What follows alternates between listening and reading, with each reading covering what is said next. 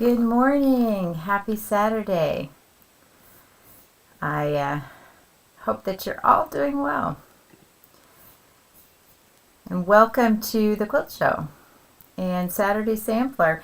We've got some painting to do today, and we'll get to that in just a moment.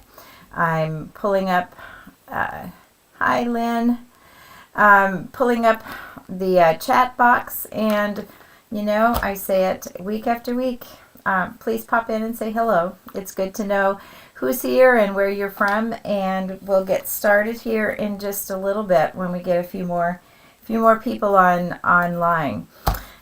Working today with some paint, so I've got my paint shirt on or my apron that I use for my art stuff, and trying to keep myself a little bit from the mess, because Indigo Paint that we're going to be working with today from our kit, you know, it's it doesn't go away real easily if you get it all over yourself. So today is apron day and messy. All right, we've got Lynn and Kyla and Sherry. Oh, I like Buffalo Gal from Kansas. I love it. And Susan, Denise, Melanie, great. We've got you from all over the country. That's wonderful. It's a hot day here today, so things are going to probably dry out real quick for me because it's hot and dry. It really definitely feels like summer here in the foothills. So I want to share with you some things that I got in the mail this week, and what's really been fun for me is to see the projects that we've done in the past, that you have finished them, and there's some kind of very exciting things on here today. I got to find my little note. This was the handmade quilt that we did not too long ago, and it's finished and going into a show. This is from Jennifer, and hopefully you can see what was going on there. It's a little bit sideways on the screen, but this is the best shot, and it's absolutely beautiful. What a great job you did, Jennifer, and that was really a lot of fun to see. And then this I believe was a quilt that was done by Denise, and it's just fun. It was either Susan or Denise, and I am sorry that I had it written right here, but my paper is gone. But I love it. It turned out really great, and I liked what you did in the border, kind of mimicking that one block we did, which is absolutely a great way to finish off a quilt, is to take a design element from the quilt and use it in the border. So excellent work there with that. So then we have and this one is either Susan or Denise, and you guys, I'm so sorry. So here's another very vibrant blocks, and you guys have just done a wonderful job, and I think she's added extra blocks. She kept going. She was enjoying it so much. And then this one is really very fun as well. This is from Estelle, and she is from Hawaii, as you can see on here. And this, my flower garden is one that we did, about a year ago, I think. And it was chosen to be the quilt for the front of their advertisements for their annual quilt show. And this year it's called Shades of Red. And hers was chosen for that, and did a beautiful job. And Estelle, thank you for sharing that. And she also sent a little video where it was on the local news and stuff. So very fun that you're finishing these projects, and love seeing them come in for that. So Anyway, and always put them on the forum, because it helps and people love, seeing what you've done and the projects that we have. And for me, it's great to see some of these, finished and done from the times that we're together on Saturday mornings. So thank you, thank you, thank you. And anyone else, please send them. My email address is on the screen. Please put them in the forum. You can upload them, and I'll show them as I receive stuff from that, if you give permission for that. All right, then we still got a few people coming in. We're going to be working on indigo painting. And for those of you who thought you would like to do it and ordered beforehand, this is what the packaging looks like. The Yamato Indigo, and this one is the paint. They have dye kits. They have videos of how to dye it or how to use it and all of that. I didn't see the video on this one of how to do the paint. So I'm going to drop the screen, and I just see that Kristen put up the link to that. On the desk here, I'm going to share with you some of you get in the kit instructions for how to do this. And it even goes through how to take care of it after it's done and special things. And they talk about tools that you would need and how to mix it.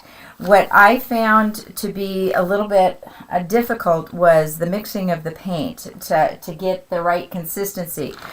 This is one of the little pieces of garbage fabrics that I was messing around with and playing, and the only reason I'm sharing it with you and showing it, because a couple of things. When I first did it, I followed the instructions because I didn't want to use all of my dye in one go, so I mixed just a little bit up. And up here, this was the 1-to-1 ratio, and this one right here was right in here was the 1-to-1 ratio. But for me, I don't think I mixed the paint enough, so it was a little bit thick. And then I added a little bit more of the paint binder, which is it comes in a bottle like this. But then I got this running underneath. It bled a little bit around it, as you can see. Now that's not all bad, I don't think, in the right circumstance and what you're doing with it, but playing with this. So I would stick with the 1-to-1 ratio, and what I'm going to do with you today is work a little bit harder at mixing it a little bit better. I took some inspiration from, I don't know if you were watching on those days when we did our rice bags, and this was a line of fabric that they took from, the indigo fabrics that were on the market. But I looked at what they did here and thought this would be fairly easy to replicate if you like this type of thing. But I want to show you. And then this particular fabric was sun dyeing, but you could certainly do exactly the same thing with the indigo dye. And the way that happens is you have your paint on your fabric, and they have kits and solutions and different things to get that to come out. But one of the things that I have found is that if I just lay a mask over the wet paint and set it in the sun, it pushes the paint away, and you come up with something kind of like that. And I've done that with acrylic paint any number of times. But so there are some other fabrics on this rice bag that I took some of my inspiration from. So that was one thing. You're going to need something to mix your paint in. I'm using this little square because I want to use a favorite paintbrush, which is it's an old hotel credit, the card for getting in and out of your room. So I wanted something a little bit flat with that. So, and then you're going to need brushes. And they say in the kit it needs to be synthetic. I do not know the reason why of that. So I have a wide brush. I have a stencil brush. We'll see how that works. I have not used that yet. I have these brushes, which I love. They are so soft. They kind of feel like a makeup brush. Another stencil type brush, a smaller flat brush, and then a makeup sponge for the stencils. And I love doing circles, and I just use toilet paper rolls or kitchen towel rolls, that kind of thing, and then it says to stir with your finger. I did that the first time, but I found that to be quite a mess, so today I'm going to use a popsicle stick for stirring and see how that works. Then I have a variety of stencils, because next week we're going to take the fabric that we dye and that we're using. And I thought that we would make a zipper bag out of it, something very simple. And so here, I don't know if you can see that real well, but a stencil of a very simple leaf in that. This would be considered a mask because you would lay it down and paint around it and not under it.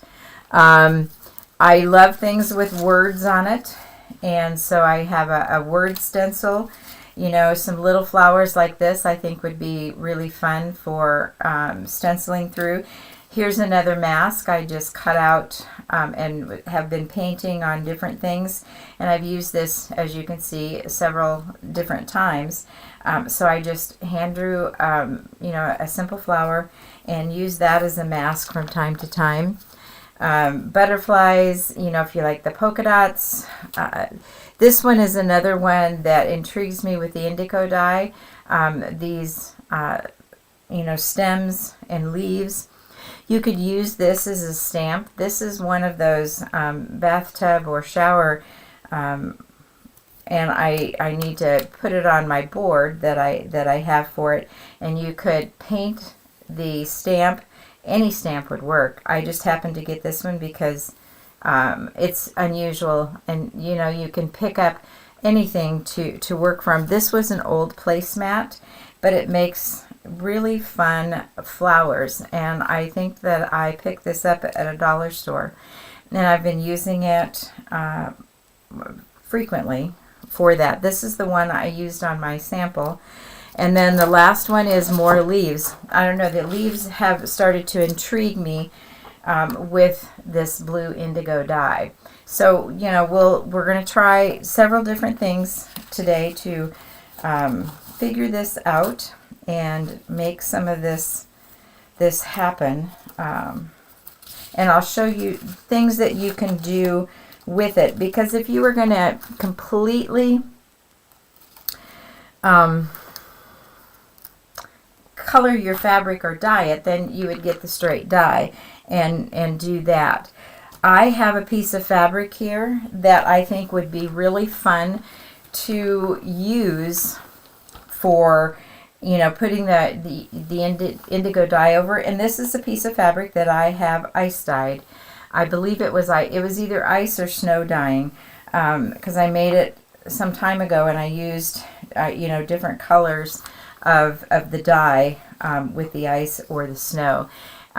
It might be snow because it's smoother. When I do ice dyeing, I get a little bit more pattern in it. So it was one or the other, but this would work really well. Or a light colored batik would also be lovely to do that with. And then here is one where, again, I didn't use very much dye with my ice. And I got a very, very pale. I wanted a sky, and I don't even know if you can actually see on camera real well that there is a mottled blue in it. But I think that would make an excellent background. So if you have something like that in your stash. But today we're going to work with the white fabric that came in here. I have my, cutting table covered with plastic. I think everything is pretty much covered with that. So let's do a 1-to-1 ratio. I have my package of die, and if you have it and want to do it right along with me, that would be wonderful. And I will highly recommend that you put on the gloves that came in your kit, because my fingers were blue for quite a while, and I worked really hard to get the blue off my fingers. So you definitely want to use the gloves that came in your kit. If you don't have a kit and you just ordered indigo dye or had it on hand, you already probably know that you really need to, and that's going to go over my watch so I don't get any indigo dye on that. And anyway, so with that, I just have a measuring spoon that I use for my art stuff, and this is a half of a teaspoon of dye. So I'm going to start with, I think I'm going to go with a teaspoon of dye.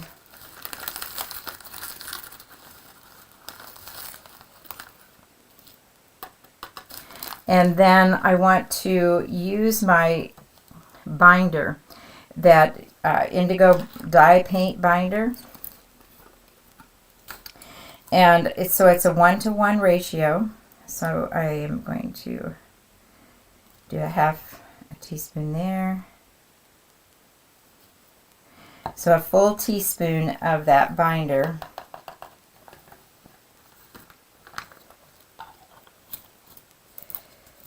And then this is, the mixing of it is, I don't know if you can see this real well on the screen, but in there it turns a little bit green before it goes to blue. And that powder takes a little bit, and it almost looks like it gets a film over it. And, that's maybe why they say use your finger or whatever, but I didn't find that to be... and so I'm really going to try to do a little bit better job today on mixing that and getting that very smooth so it looks very much like paint. And I know you can't see it on camera, but you might, if you're doing this along with me, you might be able to see that.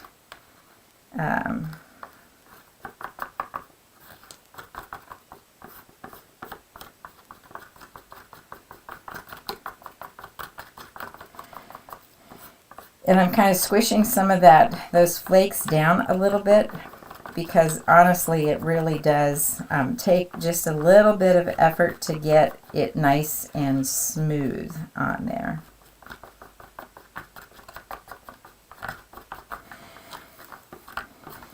Just to kind of share with you, and it's kind of running around, and it does look like it has a little bit of a film over it. So I hope that was enough of that. And so the first thing that I was doing with it is I took my card, and I liked that, and I like the fact that it, as you lose paint on it, you can get those marks, and it doesn't seem to be spreading. So I think that 1-to-1 ratio is really where we need to look at it. So that is one thing that you can do using a card, and doing whatever you would like to for putting those kinds of marks on it. The other thing that I kind of like to do is then to take the side of that, and you get a very different kind of look with that, and you can get the paint off. And depending on what you're going to do or how you're going to do that, you could really have a lot of fun and spread those paints around with the end of the card. And I do like that look. And right now it's really dark, but when you're rinsing it out, it does fade just a bit and gives you a little bit more of that blue vibrancy. Then the other thing that I like to play with and work with sometimes is just a simple, the simple circles. And and if you bend your tube, you can get elongated circles and play with something like that. A combination of the lines and the circles, I think, would give a real fun effect to what you are working with. So let's go to a stencil. I want to grab this one with the leaves. And the one thing that I think is important with the stencil is that it stays flat and it doesn't move. And if you can't do that as you're holding it, I would say that maybe tape it down, because you really don't want the paint to get under it. And I'm going to use my makeup sponge, and you're going to, because you want something to press into those little holes, and to make sure that you're really getting. And I would have a game plan, because if it's a hot day like today, I can already see that this paint is once I get it on here, it's starting to dry pretty fast, and the makeup sponge gets right in there and works pretty well of getting the paint into the block. And then when you lift it up, just lift it carefully, and you're going to get whatever your stencil, whatever your stencil was. And then as far as a mask is concerned, the mask goes down, and you can either use a paintbrush. And again, you want that mask to really lay down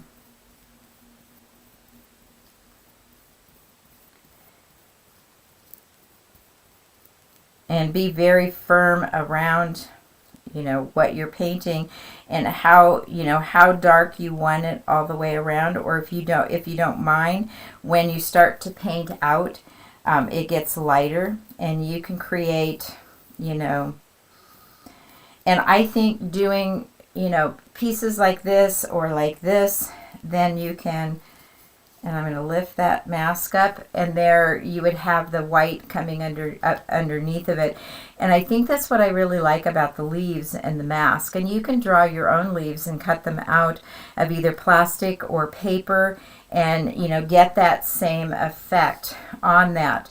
I'm going to look at making a zipper bag next time. So first, I would suggest that you play a little bit, because getting the feel of this paint, and it keeps kind of coming out.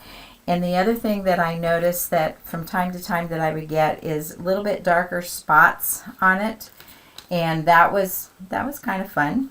And then taking this and just doing these fun little dots was even kind of fun. And I'm looking at the camera, and they look a little bit different on camera than it does right here on my fabric.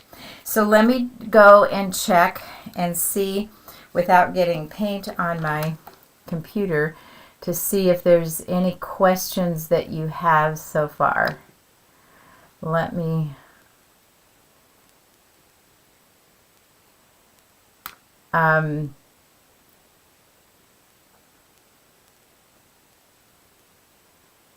okay. Yeah, the freezing of your computers and stuff like that, that would probably be on your end, because it's really not from here. And thank you, Kristen, for putting up the rice bag class, because that was really a fun one. Yes, looking inside the bag because I had two instruction manuals in my rice bag. I just happened to get one that had both for the paint and the dye. And I was looking at the dye and I was panicking a little bit because trying to do what you do for indigo dyeing on screen was going to be tough. But then I looked back in the bag and the other one was in there. The butterfly, yes. I think the butterfly would be awesome on there. All right, I am not seeing... yeah, the Procyon dyes are a different ball game than this. This is a little bit... this is a little bit different, and it just feels different as you're painting. When you're in here with the brush, I wish you could see, because already, you know, if you look at this, it's getting globby on there. And as you're starting to paint, you have to just barely touch that and then go back because it's so hot here today. But I can keep going over that and I can get it really dark in there, but this is already starting to thicken. And so get a cool place to do this, and you can use anything for an inspiration.